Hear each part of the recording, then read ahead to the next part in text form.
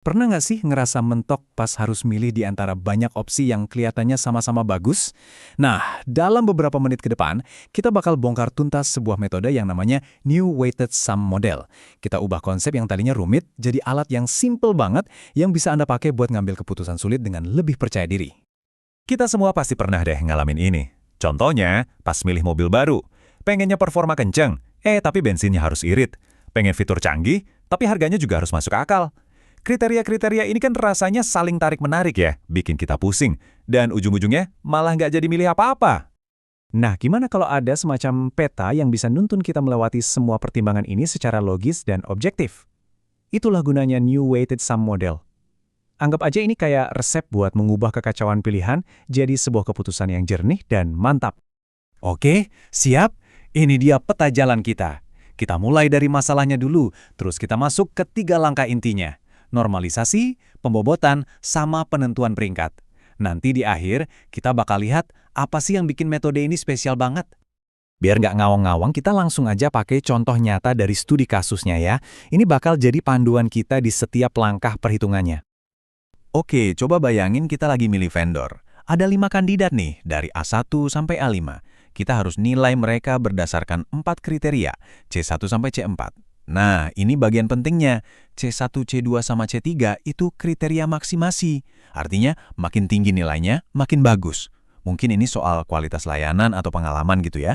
Tapi lihat deh C4, ini minimisasi. Artinya, makin rendah nilainya, makin baik. Anggap aja ini biaya. Langkah pertama, dan ini serius, paling krusial, adalah normalisasi. Anggap aja ini kayak fondasi dari seluruh bangunan. Tanpa ini, semua perhitungan kita nanti bisa jadi nggak akurat. Jadi, apa sih normalisasi itu? Gampangnya gini, ini cara kita buat nyamain satuan. Kita kan nggak bisa misalnya ya, bandingin skor kepuasan pelanggan yang skalanya 1-10 langsung sama biaya dalam jutaan rupiah. Nah, normalisasi ini ngubah semua angka itu ke dalam satu bahasa yang sama, skala dari 0 sampai 1. Aturannya simpel banget, nilai 1 itu selalu berarti yang paling ideal. Nah, disinilah kerennya normalisasi. Buat kriteria kayak performa atau maksimasi, vendor dengan nilai tertinggi bakal dapat skor 1. Tapi, buat kriteria biaya atau minimisasi, justru vendor dengan biaya paling rendah yang dapat skor 1. Cerdas kan? Dengan begini, skor 1 itu selalu berarti yang terbaik, nggak peduli apapun kriterianya. Dan inilah hasilnya setelah dinormalisasi. Coba lihat tabelnya. Semua angka sekarang ngomong pakai bahasa yang sama antara 0 dan 1. Lihat deh, A1 di kolom C1 yang tadinya nilainya 10 sekarang jadi 1. Terus lihat A5 di kolom C4. Karena biayanya paling rendah, skornya malah jadi yang paling tinggi di kolom itu. Sekarang perbandingan kita jadi benar-benar adil. Oke, data udah setara. Sekarang langkah kedua, pembobotan. Nah, disinilah Anda sebagai pengambil keputusan masuk ke dalam game. Ini semua tentang apa yang paling penting buat Anda. Kutipan ini benar-benar jadi jantungnya metode New WSM. Artinya, metode ini tuh bukan kotak hitam ajaib yang tiba-tiba ngasih jawaban. Justru sebaliknya, dia secara aktif nanya ke kita. Menurut Anda, apa sih yang paling penting? Jadi, keputusan akhirnya nanti bakal benar-benar cerminan dari prioritas Anda. Prosesnya dimulai gampang banget, Anda cuma perlu bandingin kriteria yang paling penting, di kasus ini C1, sama semua kriteria lainnya. Misalnya nih, C1 dianggap sama pentingnya sama C2, jadi skornya 50-50. Tapi C1 lebih penting dari C3 dengan perbandingan 60-40, dan seterusnya. Ini adalah input langsung dari Anda, dari preferensi Anda. Nah, setelah Anda ngasih beberapa perbandingan awal tadi, disinilah magicnya bekerja. Ada sebuah rumus cerdas, kita nggak usah pusing sama matematikanya, yang bakal ngambil alih dan secara otomatis ngisi sisa perbandingan lainnya. Rumus ini mastiin semua penilaian turunannya itu konsisten dengan prioritas utama Anda tadi. Dan inilah hasilnya. Cuma dari 3 perbandingan awal, kita bisa dapat matriks selengkap ini. Semuanya dihitung secara logis dan konsisten. Ini jelas hemat waktu dan mastiin nggak ada bias yang nggak disengaja dalam penilaian kita. Dari matriks tadi, lahirlah bobot-bobot akhir ini. Angka-angka ini tuh kayak DNA dari keputusan kita. Kelihatan jelas kan kalau C1 dan C2, misalnya kualitas dan pengalaman, itu prioritas utama kita, bobotnya 0,3. Sementara C4, yaitu biaya, ternyata jadi yang paling nggak penting. Kalau dijumlahin, totalnya pasti 1.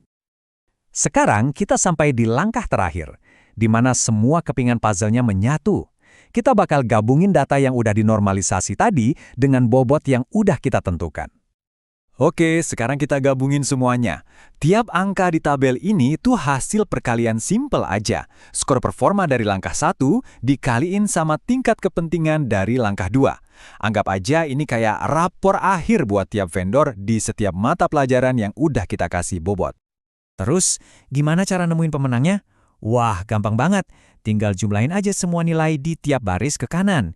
Itulah nilai akhir buat tiap alternatif. Nggak ada lagi matematika yang ribet, cuma penjumlahan sederhana. Dan inilah dia hasilnya. Peringkat akhirnya udah jelas. Vendor A2 keluar sebagai pemenang dengan skor 0,634, disusul tipis sama A1. Lihat deh, dari yang tadinya bingung banget di awal, sekarang kita punya urutan peringkat yang jelas, logis, dan yang paling penting bisa dipertanggungjawabkan, karena dasarnya adalah data dan preferensi kita sendiri. Jadi, setelah kita lihat semua prosesnya, yuk kita rangkum lagi kenapa sih metode New WSM ini keren dan berguna banget. Jadi, apa aja keunggulannya? Pertama, prosesnya jauh lebih simpel dibanding metode lain. Kedua, keputusan Anda itu benar-benar jadi pusatnya. Ketiga, dan ini penting banget, metode ini stabil. Peringkatnya nggak bakal tiba-tiba jungkir balik cuma karena Anda nambahin satu pilihan baru. Ini masalah yang sering banget kejadian di metode lain loh. Dan terakhir, metode ini efisien. Mau pilihannya ada 5 atau 50. Oke, penjelasan kita sampai di sini. Sekarang giliran Anda nih yang mikir. Kira-kira keputusan kompleks apa ya dalam hidup atau kerjaan Anda yang bisa jadi jauh lebih gampang kalau pakai pendekatan terstruktur kayak gini? Terima kasih sudah menyimak.